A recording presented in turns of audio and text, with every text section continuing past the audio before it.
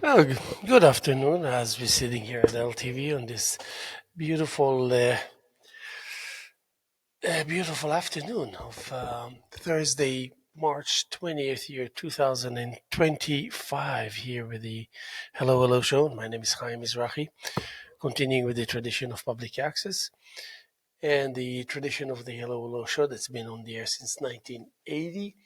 Of course, not to fail to mention a contribution by Fraser Dougherty, Francis Ann, and then, of course, the likes of you out there to make it your business to enhance and fortify this concept called public access.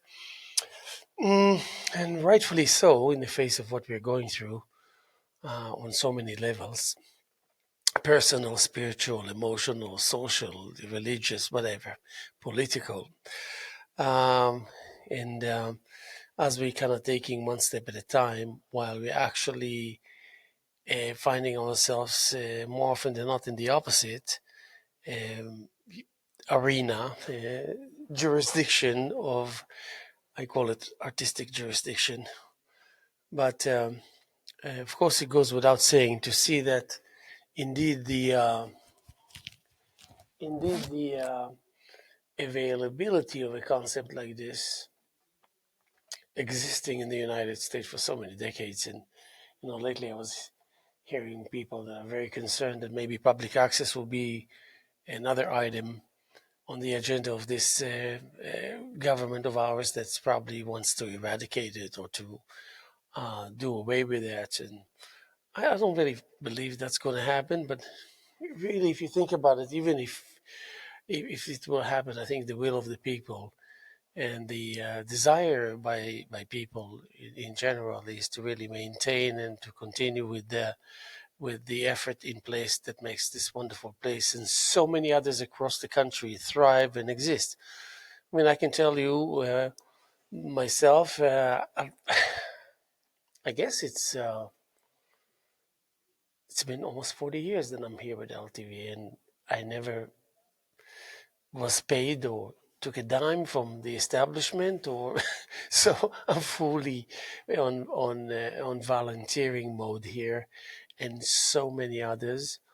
So I don't really worry so much, even though it's I mean I, it's good to be concerned that maybe certain precious things are going to be taken away from us, not because it allows us to feel more comfortable, more at ease with life or with whatever it is, but because there's a safety zone that for the obvious reasons, guaranteeing us so we can really go about uh, declaring that we're artists, telling the world that we got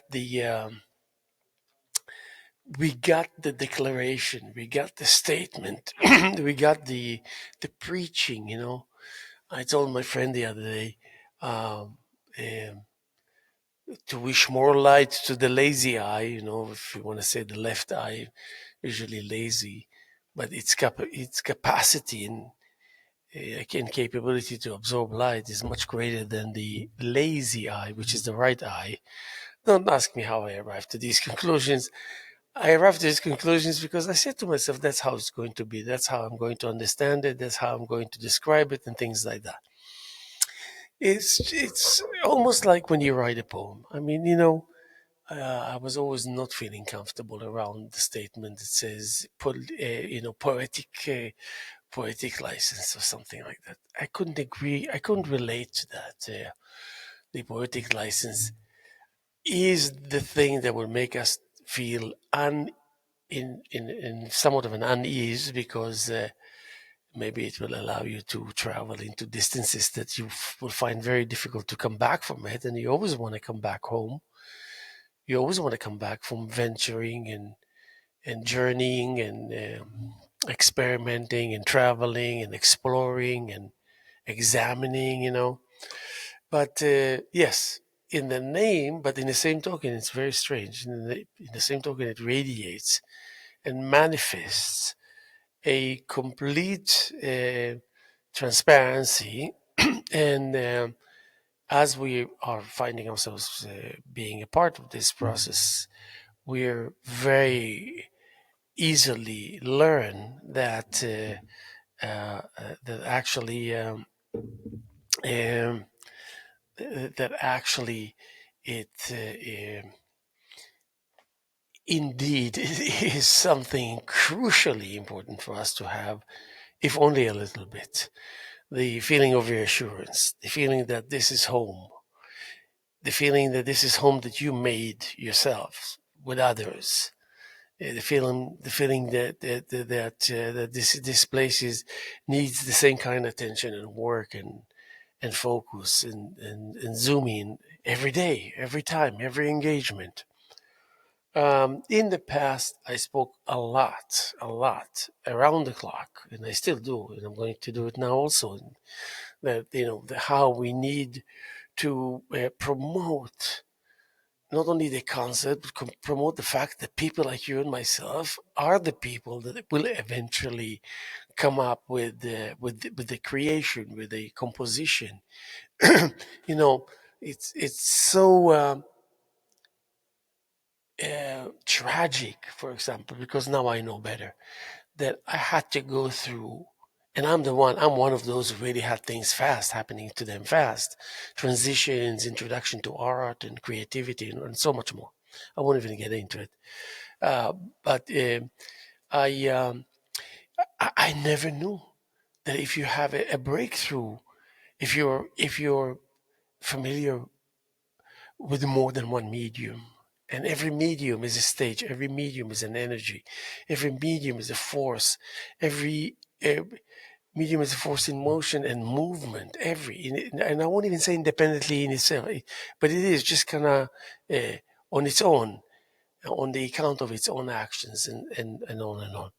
Um, um, that once you have that mastery, control. I hate to use the word control in this instance, but you the control is you control that it comes from within, and maybe sometimes you feel like it's a little premature, so you're there to kind of delay it, to slow it down, because you don't want to tell it that you're there to guard it from prematurely being introduced to the crowd, to life and all this, and maybe fail unnecessarily and come back to base and having to start all over again. You will have to start all over again in your life more than once, but why should you do that uh, mm, when it's unnecessary? Unnecessarily, yeah. If you say there's a half a dozen instances in life that you would have to kind of reinvent yourself, fine.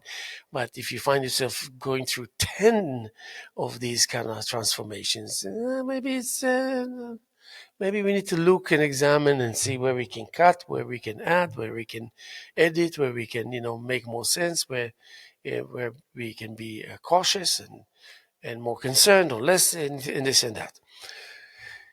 So you prevail in one, for example, in music, it was very alien.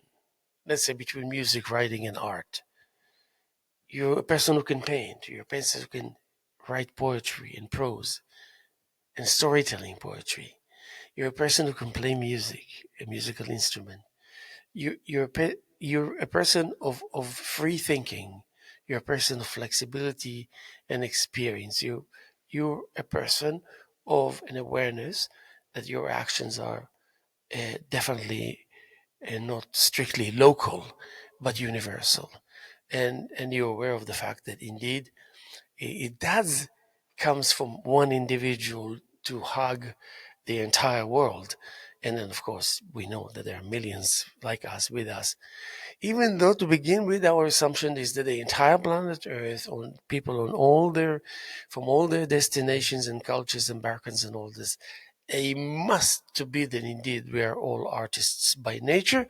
And maybe on the surface, it's just that we didn't quite understood that.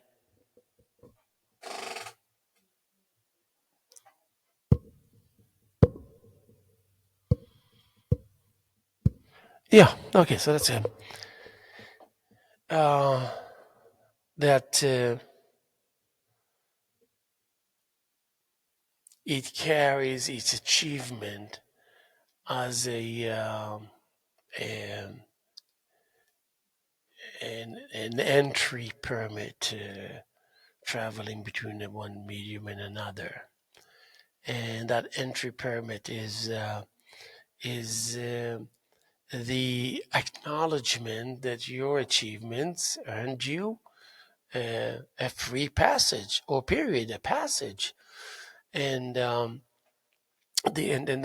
then quickly enough you realize that from that moment's a special moment where you realize that you actually can do that in relationship to the fact that maybe just a minute ago you couldn't have done that, and now you kind of graduated, and there wasn't any special ceremony, you just graduated, and within you deep, and within this situation itself deep, and within destiny deep, and all this, there is a very solid knowledge that we know that we have the credentials, and we know that our self-esteem and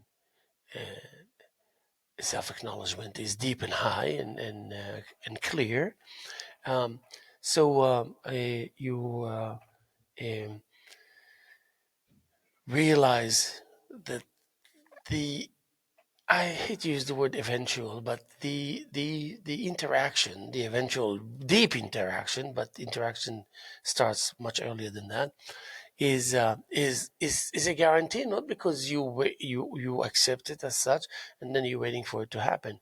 You're just doing that which you're doing, which is creative by nature, and by the way, you find out maybe in real time or maybe after the fact that indeed it showed up.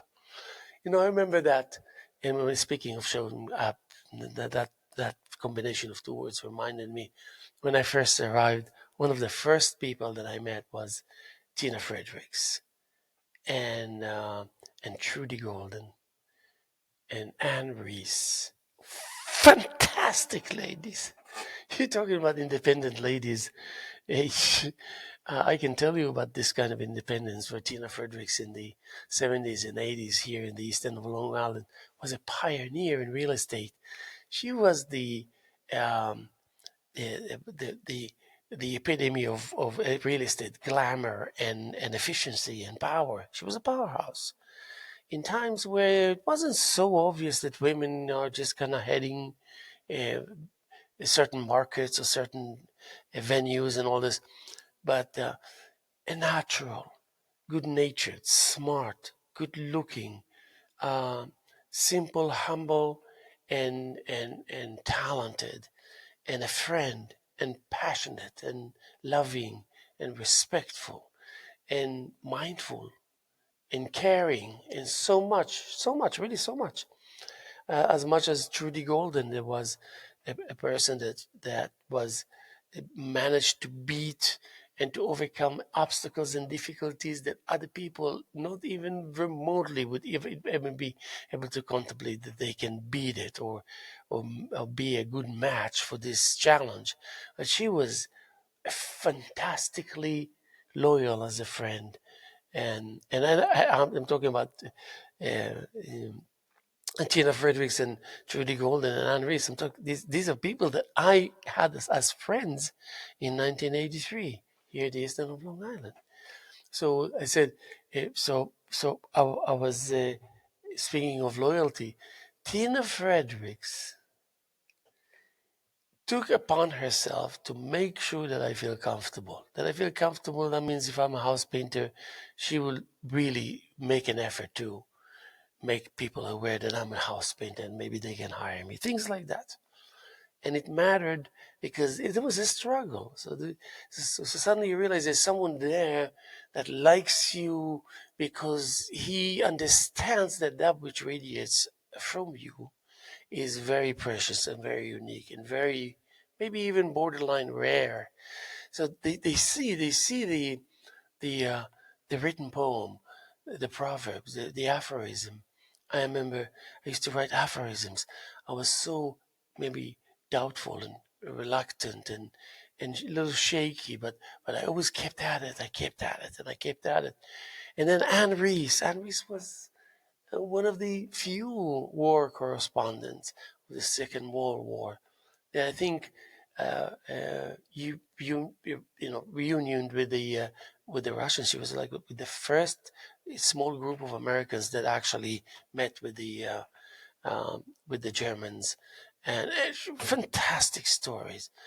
Uh, um, um, Made out of steel, sturdy and delicate and profound and intelligent, and a really good friend. So why am I saying all this? Only because it just reminded me that Tina Fredericks, years later, this is 83, I'm talking about 2003, that's 20 years later, when she kind of retired and she was already in her late 80s. Uh, I think she lived to be 95 or something like that.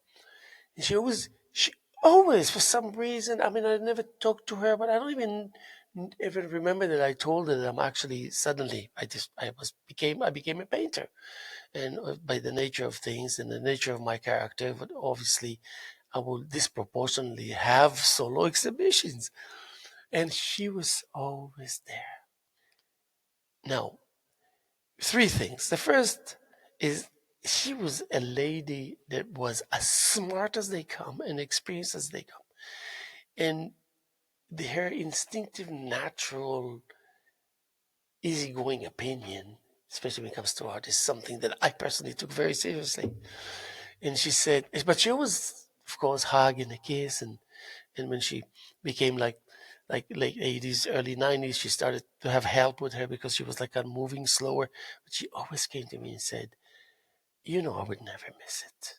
I I make sure that when you have your uh, one person exhibition, that I'm here. I want to see. I treasure your work and on and on. But she's telling me, I will not miss it for anything. Like and the proof was in the pudding because then I felt like it's just like Bill King. Bill King was someone that now and then when I met him, let's say at the dump, he would in the 3-minute conversation that we had, he would construct some metal wire into like a very thoughtful sculpture and give it to me, and and always came to my openings, and always, if I wasn't to be around for any reason that we couldn't meet or see each other while he was attending the opening, my own opening, he would always drop a line and say,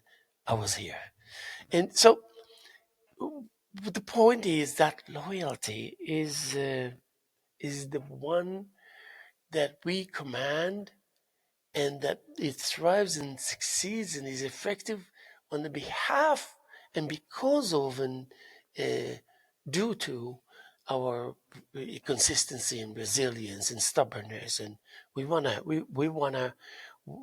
take a break while we are in motion. We don't want to stop moving, kind of thing.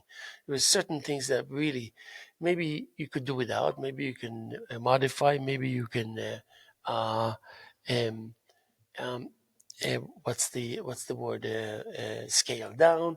Maybe you can find an alternative way, and maybe you discover things about yourself that you didn't know, and suddenly it would just kind of bring some sense into you, and you'll change your mind, and it will prove to be something that is effective and great and all this. But the thing that surrounds it all like a wet towel, and it's almost like a very warm, comfortable weight, uh, WEIGHT, that just rests on you, that kind of anchors you, not because you're not anchored already, but this is a different kind, an additional, with a different phase that will just go alongside and adjacent to who you are, who you basically generally are.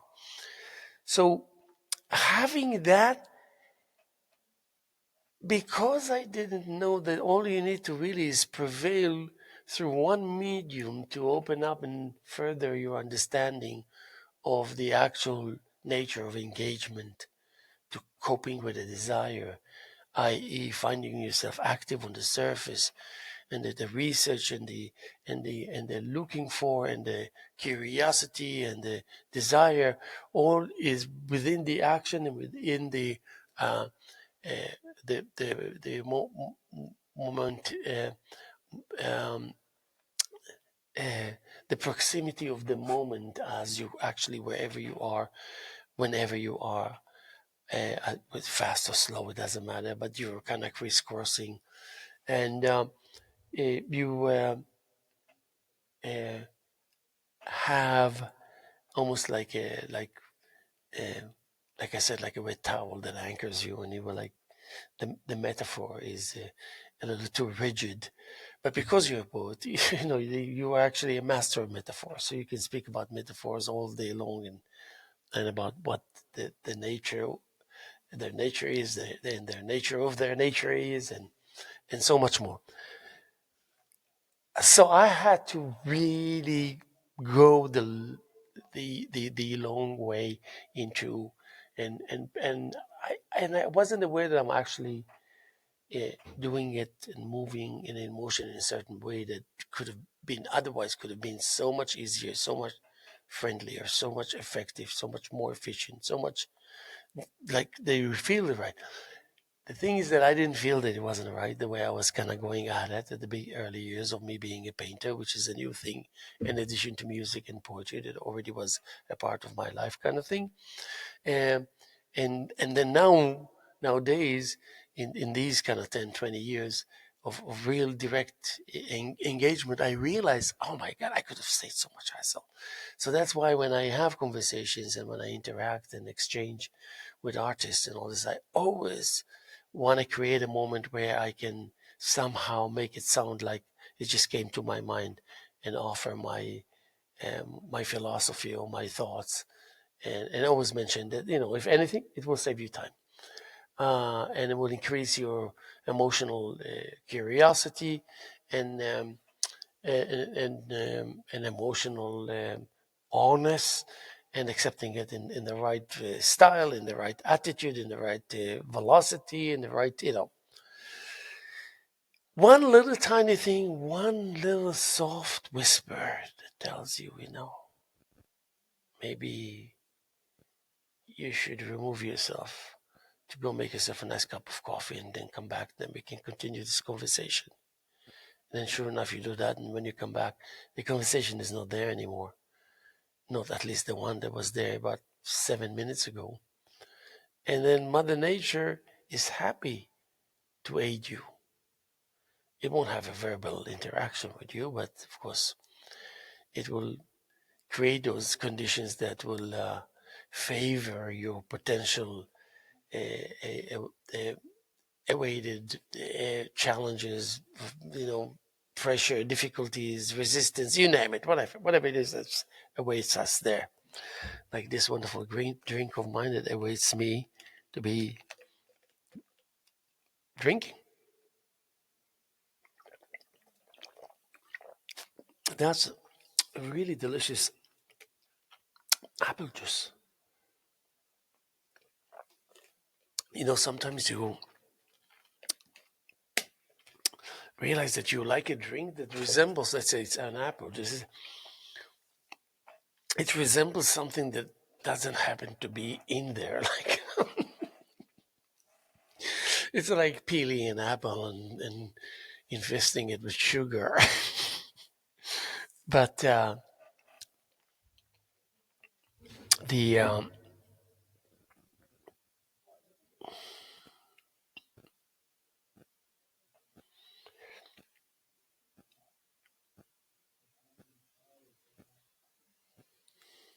okay,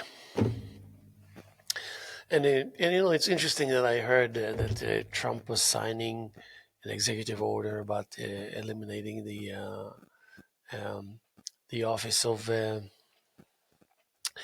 Education, and so that means that every state would have to kind of configure its own technique and its own reservations and its own thoughts, its own heritage, and it's amazing how when I hear about politics and politicians, new and old, flexing back and forth, up and down, right and left, uh, no one really can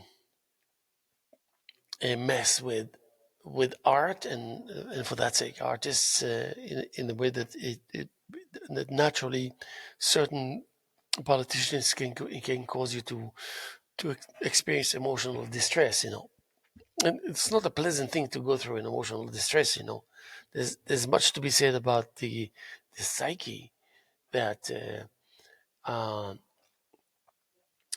that comes from your knowledge that your commitment and devotion is second to none, and you're absolutely convinced and sure about that, and therefore that which will be produced and come to life on the account and on behalf of this knowledge and this realization, then you're talking about like living in a reality where a lot of things are just a sure thing, like success, like prevailing, like breaking through. They will be a sure thing, like you know that for a fact, because every time you wanted to doubt it and to check it, it proved you wrong, and it really indeed happened the way it was supposed to happen or to happen and planned to be.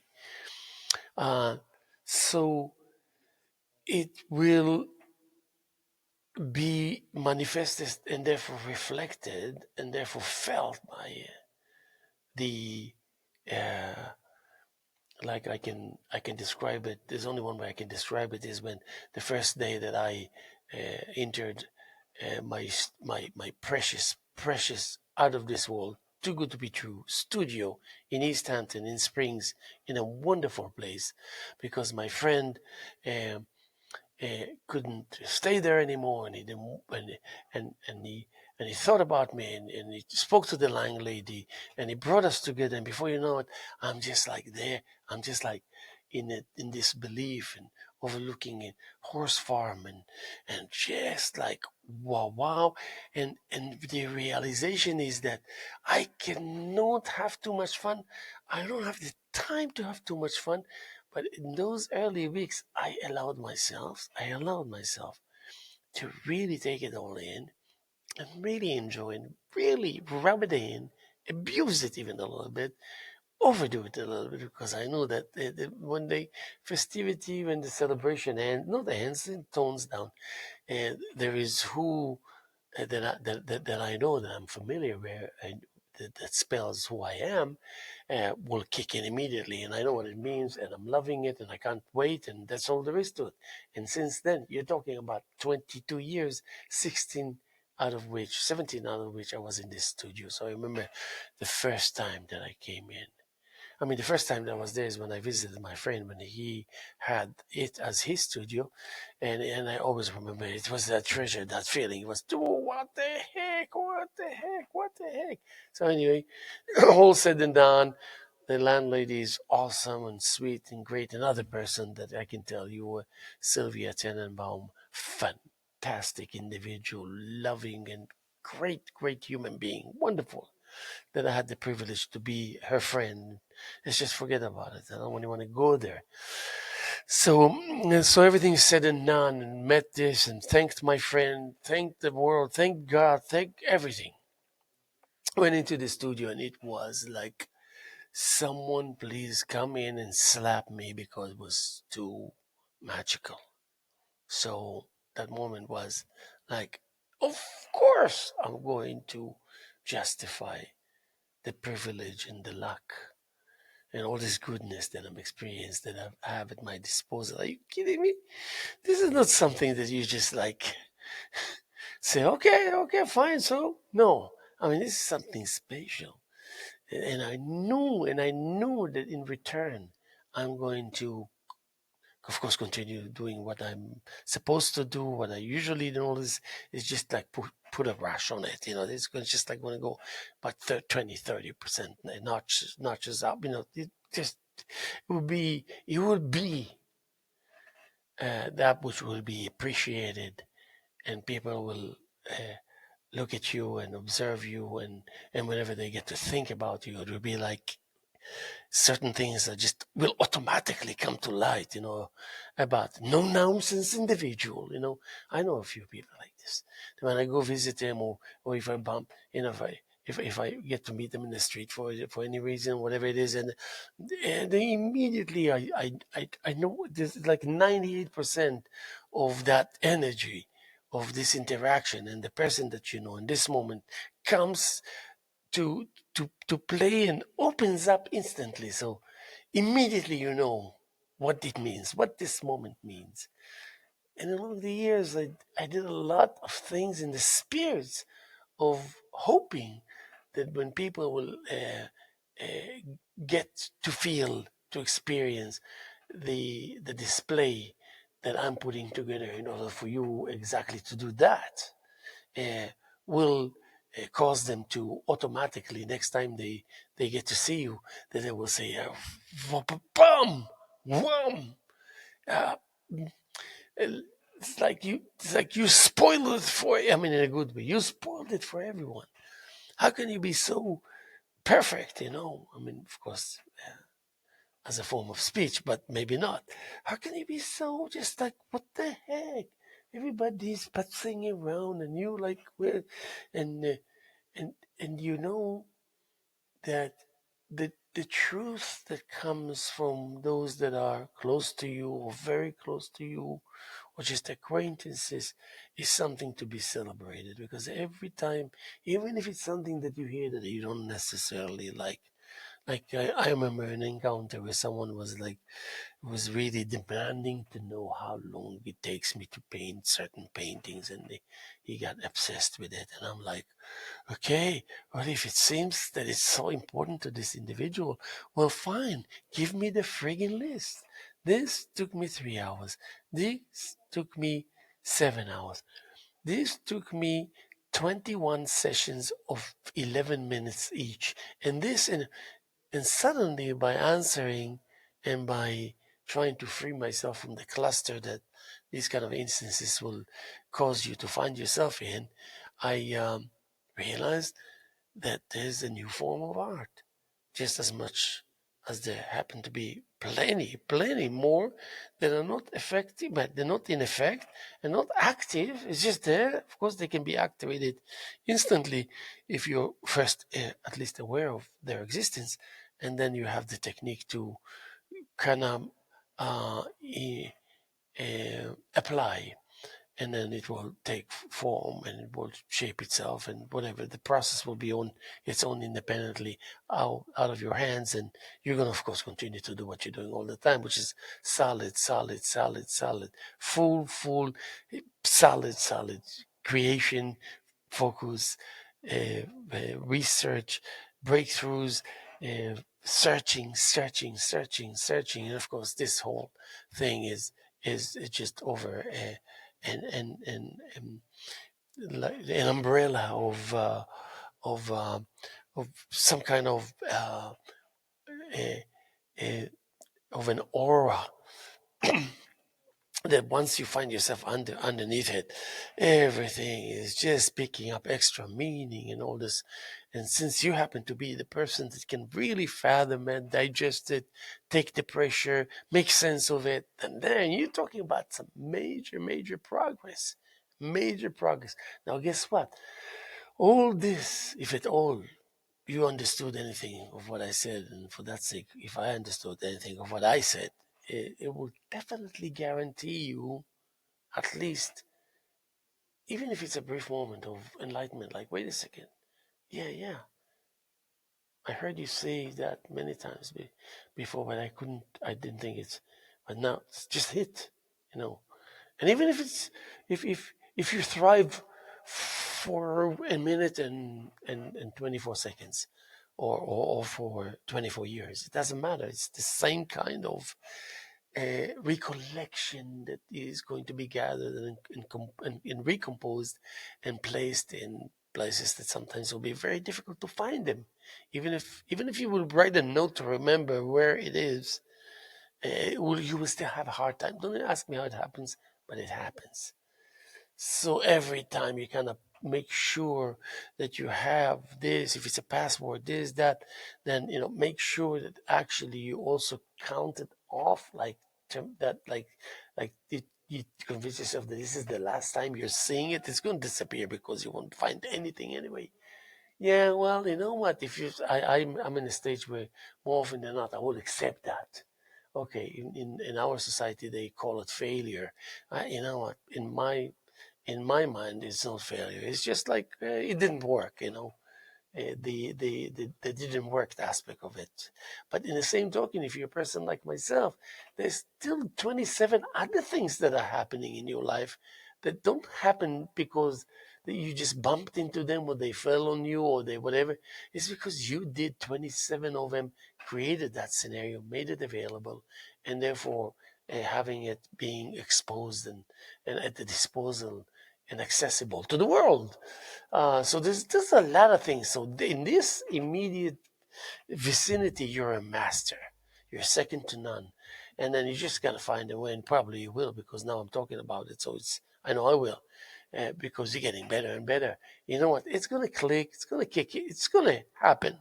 And of course, when when you on your way to from point C to point D, you will suddenly find out that you have just the right amount of time available to contemplate and to contemplate about the things that you always thought within you quietly that if it doesn't happen the way you want and as fast as you want, is because you don't have the setup figured out, the settings, the trivial things, to get a handle on it, get a grip on it, and then suddenly you realize, okay, you know what? So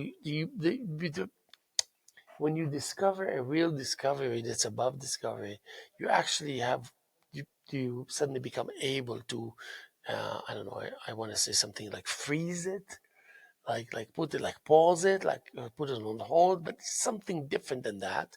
But it's all of this together only to say that you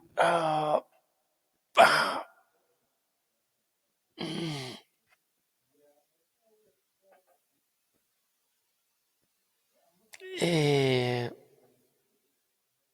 either make it more visible or increase the amount of awareness of the other, more visible to the other, so he or she will look at it and suddenly they can see it. Wow!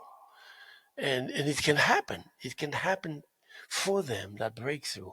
And that would mean, forget about it. Real breakthroughs, they take you, they push you a decade, like a champion, like a magician, into uh, progress, into real progress, real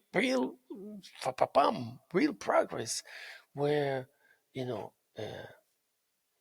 It's almost like if if if if uh, if you smoke um, uh, once a week and get high a little bit or something like that, and then suddenly, let's say, I don't know, you take a little puff from someone that gave you something that has just a touch of like angel dust or something, I don't know, things like that. Suddenly this nothingness is going to ruin every bit of common sense that is you possess, and that is available for the future to come. Completely can disorient you. But in the same token, there is a capability that is natural within you to withstand. And this whole idea of intimidation is not something you shy away from or you dismiss. Yeah, intimidation. It has its own will. It has uh, a reason, that which surrounds the reason. Um, so so you need to have that facility in order for the reason to be able to exist, because it circles it, and it can't just circle anything. It's got to circle uh, that which is a part of the reason, because it's got to be constructed to a certain degree over the reason. So it's called mesuvav, that which is being turned around by by the reason, but not directly by the reason, but by us mentioning or talking about reason. Uh, and reason would be exactly what is that which helps initiating and helps expediting the process that Mother Nature really doesn't need help from us.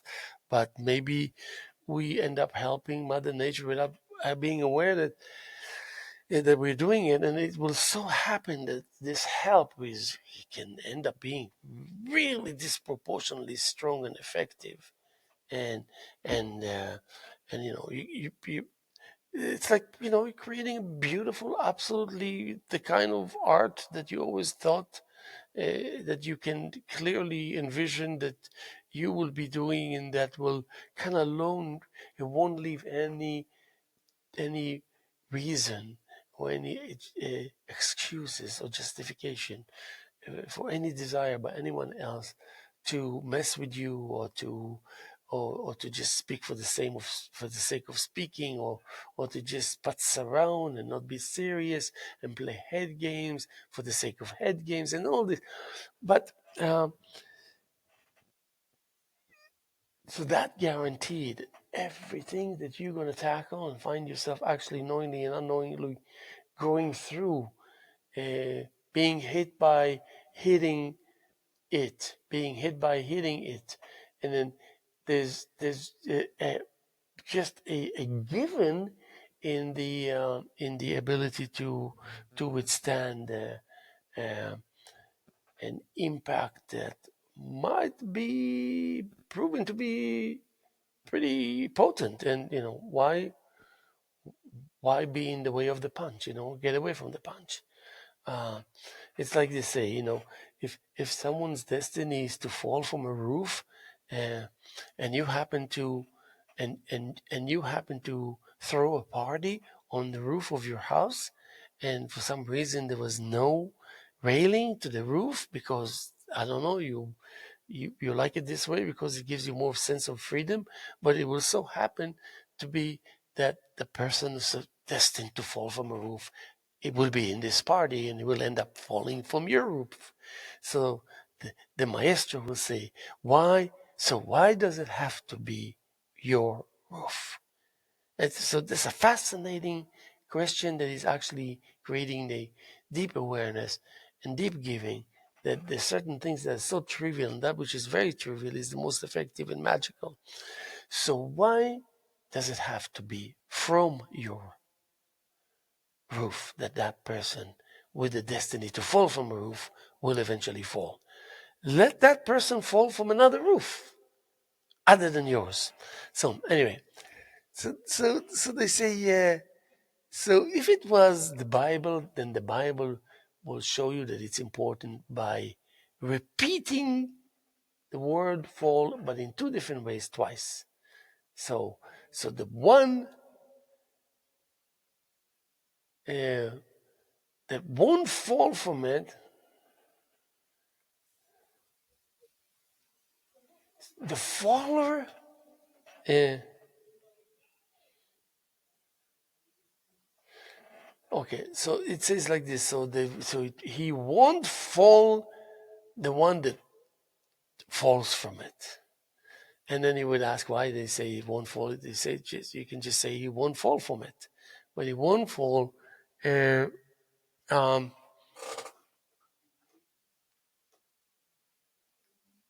Suddenly itchy eyes. So I'm gonna. And you know what? Let me just see if I can even read without my glasses. How much time do I have?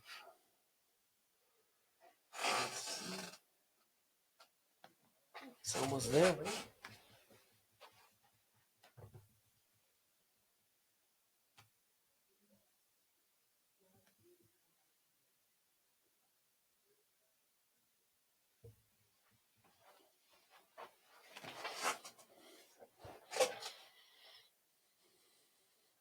Okay.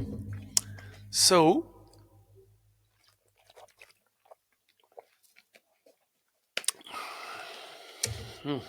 amazing. 11. So that's 55. Okay.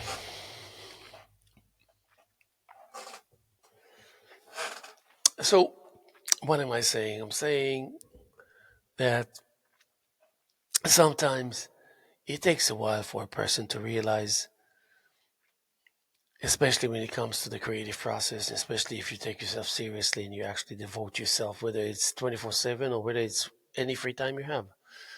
But you your commitment is non-wavering, and your devotion is evident, and you make things look easy. But in the same token, people know how hard you work, and people, when they experience your journey of creativity and artistic, uh, they really feel the entire weight of it, and the entire weight of it is of such that um, they can appreciate it clearly and fully, because they always examine it and weigh it against their disability to do uh, either ability or disability. But usually, when it comes to disability, then the individual realizes, oh my God, I looked and I looked and I looked and I observed and I checked and I looked, and then I realized that which I cannot really fully understand or comprehend comes from the technical aspect of the fact that let's say, if I had to do what I'm seeing, there is a painting or a collage, whatever it is, the answer is, if I can do it, can I do it? The answer would be absolutely no.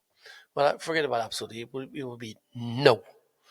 Um, so therefore, once my friend shared with me that he goes to an art show, and he wants to hunt for the paintings that he would think that he can create, and more often than not, he doesn't come up with anything other than this ability.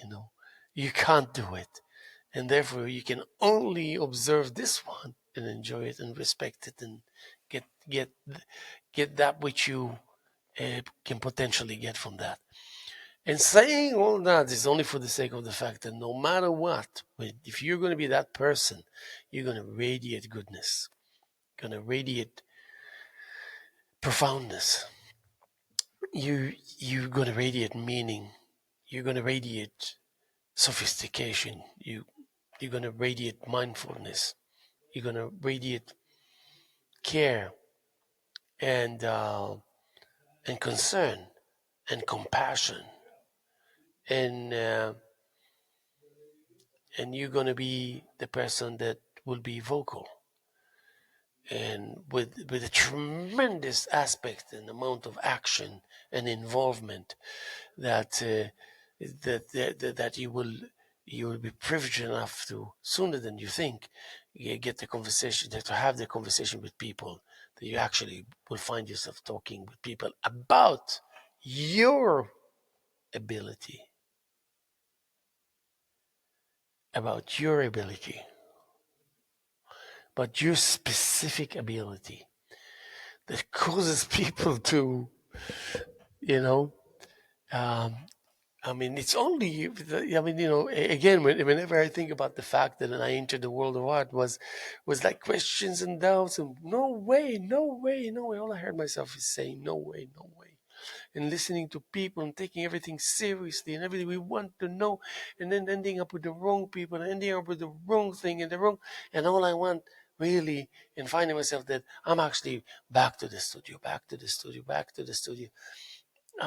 But there's there's this search. You want to just search. You wanna spare yourself from this pain. Because it doesn't feel good, really. But in the same token, you know that you have to go through it. But then you say, well, there's got to be a better way. There's got to be a better way. You don't want to dodge the bullet. You just want to find another venue to pay your debts. And there is, of course, now I know that there is, and all this. So the thing is that I really tried hard, and I said, what is it? What is it? What is it about my life that I can introduce to this? They will just make it easier, just because suddenly I will borrow my strengths that I have, maybe more than I need, supposedly, and just transfer it to the studio in front of the canvas, when you completely maybe frozen for 60% of the time, or whatever it is. But 60% of the time you're not painting. You're just simply not painting. And it's not like you paint for 5 minutes and then 3 minutes you don't, or you just, no. if you're going to be there for 3 hours, so for an hour and 45 minutes, you won't be painting. Not the second, the first encounter is how much time you won't be painting. So now, in my life and the life that I see with many artists that I know, maybe some that I shared with, and therefore they realize that I'm right, and then um, is that when you're in the studio, you paint. You paint. Yeah, I mean, yeah, you can do other things, whatever. But when you have the rules that you set yourself for yourself, that means you're there for 2 hours. So for an hour and 58 minutes, you're painting. Now that's a great achievement. That's a source of power. But eventually, I managed to, and it really doesn't matter what it is. I managed to figure out what it is that I can borrow from who I am. That happens to be very, very powerful, and with high level of work ethics that I was so familiar, and I am still so familiar with. My work ethics are really right up there, and but it never dawned on me that I can actually borrow an import and export whatever, so I can have it in the moment that I have it, and so I can be the lightweight, sophisticated, effective, mm, ongoing, individual that, and it will be easy because it will be me, and it will be you. You, I know me. There wouldn't be like wondering who is this person, what's going on.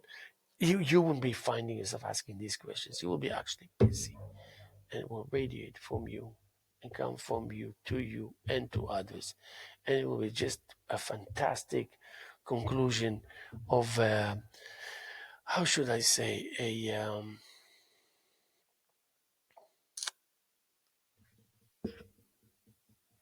to declare that you're ready and the task is reasonable, and we're talking about nothing but goodness and effective and celebration, and just like really sweet and wonderful and delicious and tasty. I want to thank you for being patient with me for the last 55 minutes. I want to remind you that actually we're having the ongoing group exhibitions of art here at LTV, and I've been curating it for over 28 years. This coming Saturday and through the third week of April, we're going to have a black and white show here, let alone with Bob Sullivan, with Josephine Bustashak, with Jody Gambino, Fanny Lin, Chris Lecoeur, and myself on display here. I'm very happy, and you're invited. March 22nd, 4 to 7, and as I said, it's going to be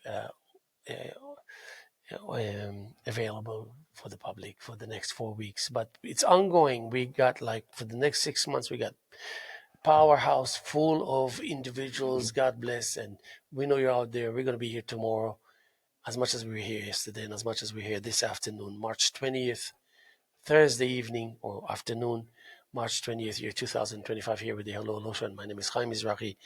I love you, and I care about you, and I will see you sooner than later.